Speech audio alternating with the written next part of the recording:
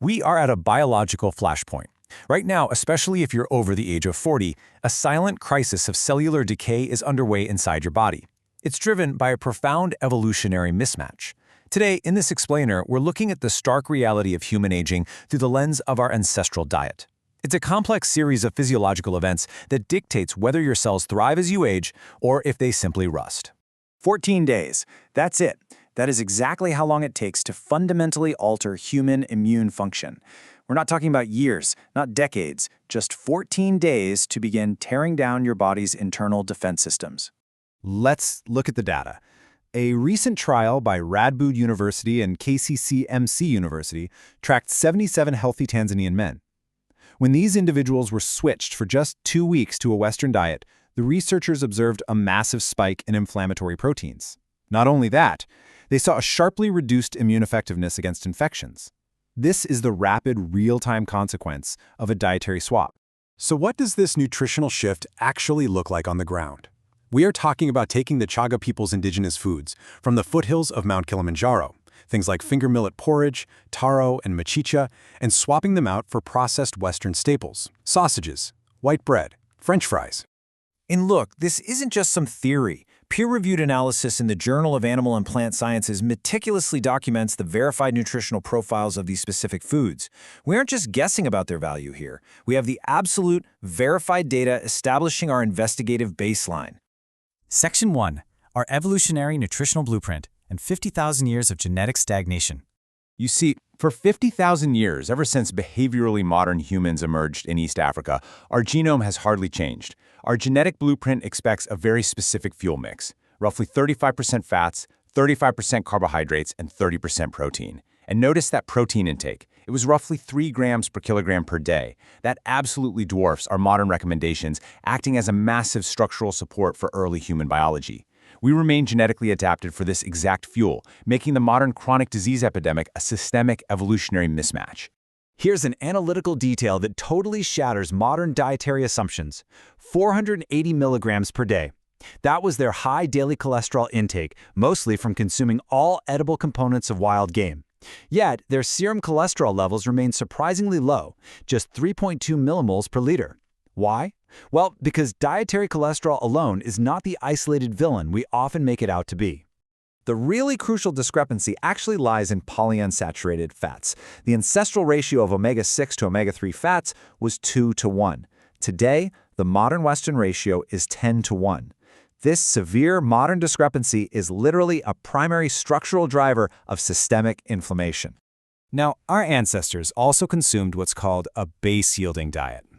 By relying heavily on uncultivated plants and vegetables, this pattern drove their systemic pH toward alkalinity. Modern cereal grains and dairy, they do the exact opposite.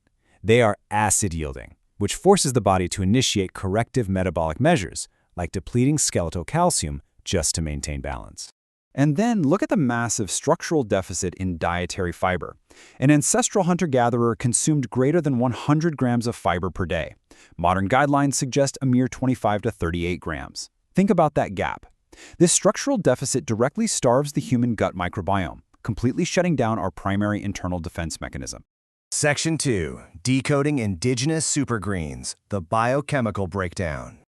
Let's look at the raw materials here, specifically focusing on African indigenous leafy vegetables from Ghana. Cocoyam yields 10% crude fiber.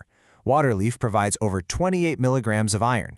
Moringa hits nearly 6.6% protein. This is a profound density of unrefined nutrients that vastly outpaces what we get from modern commercial agriculture. Just pause on this statistic for a second. 40.5 milligrams. That is the staggering iron content in just a 100-gram serving of Amaranth cruentus. When populations consume these indigenous greens regularly, the biological need for artificial iron supplements and their potential toxicity risks is entirely eliminated. It's built right into the food. Furthermore, these greens operate as highly efficient, low-friction fuel. Their water content ranges from roughly 73 to 92%. What does that mean for you? It means your body isn't working overtime just to process its own lunch. Because they are so moisture-dense, the human body uses less of its own water to digest them. This conserves physiological energy, accelerates nutrient assimilation, and drastically relieves pressure on your entire digestive system. Moving on to Section 3, the gut microbiome connection, fermented fuel.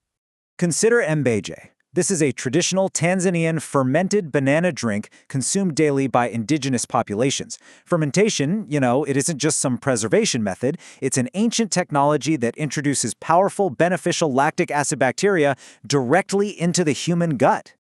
The biological cascade here is extremely precise. Intake of these foods allows beneficial microbes to actively transform the material right there inside the gut, unlocking even more nutritional value. This actively alleviates systemic inflammation, ultimately resulting in verifiable protection against cardiovascular and non-cardiovascular degenerative diseases. As Quirian Damast, an infectious diseases specialist leading the Radboud University study noted, diet was among the strongest factors associated with immune variation. There is an undeniable empirical link between abandoning our genetic dietary baseline and a total collapse of immune health.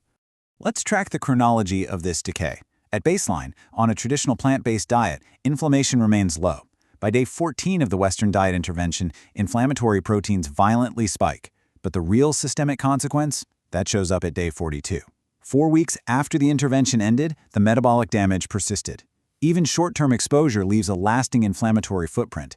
And that is the exact mechanism that accelerates the biological aging process as you hit 40 and beyond. Which brings us to a final evaluation. Based on your 50,000-year-old genetic blueprint, as your body crosses into its 40s and beyond, you have to ask yourself a hard question.